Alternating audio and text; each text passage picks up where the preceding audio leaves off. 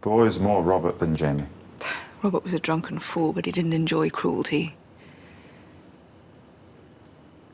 Sometimes I wonder What?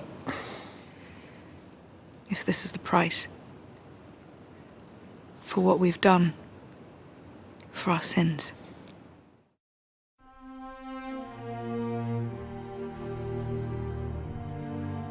To Cersei, it kind of feels like the walls are closing in on her, and all the people she loves are being taken from her, and all of her enemies are getting more and more powerful. So you can kind of see her getting more and more paranoid.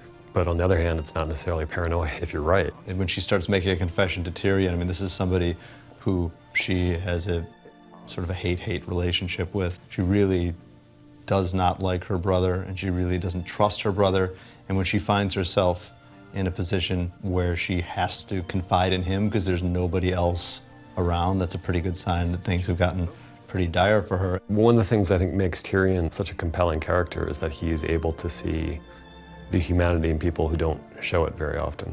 He mentions in the first season his sympathy for cripples, bastards, and broken things. And Cersei is absolutely one of those broken things. One of my favorite moments of acting in the whole series is not even a dialogue-driven moment. It's when she is trying to confide in him, but she can't do it, and he's trying to console her, but he doesn't know how. And that moment of intimate awkwardness between them, and the way that Peter and Lena play that moment is I think, is one of the high points of the season for me.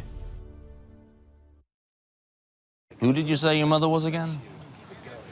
Cinder Lannister. She the fat one? Well, perhaps she's gotten a little larger than No, no. There's only one fat Lannister.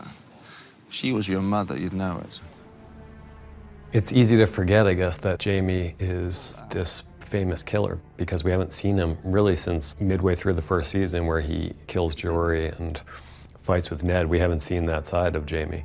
You hear about it, people talk about, you know, what a great fighter he is and everything, but you don't see it that often. And the truth is, that's the real Jamie. The real Jamie Lannister isn't, you know, the good-looking kind of charming rogue. The real Jamie is the monster. You know, he's a beast, and this is what he loves to do, and it's what he does better than just about anyone in this world. And you know, the scene, he doesn't have anything against his cousin. I mean, his cousin's a perfectly nice kid, and they're having a very good conversation. But the moment they put Alton Lannister into that pen with him, Jamie knows exactly what he's going to do. It's like stepping into a dream you've been dreaming for as long as you can remember, and finding out that the dream is more real than your life. The second time you watch the scene is when it really starts to become chilling for me, because Jamie's really going into depth about you know, his own past experiences. And when you know that this whole time he's just waiting for the right moment to beat this kid to death, it just makes it really, really dark and savage. And it's, you know, I think it's one of Nikolai's great moments. It's actually quite simple. Well, let me help you. You'll only have to do one thing. Tell me. You'll have to die.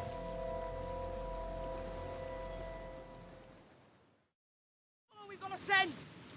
The hounds have the scent. Come, Maester. Don't look so grim. It's all just a game.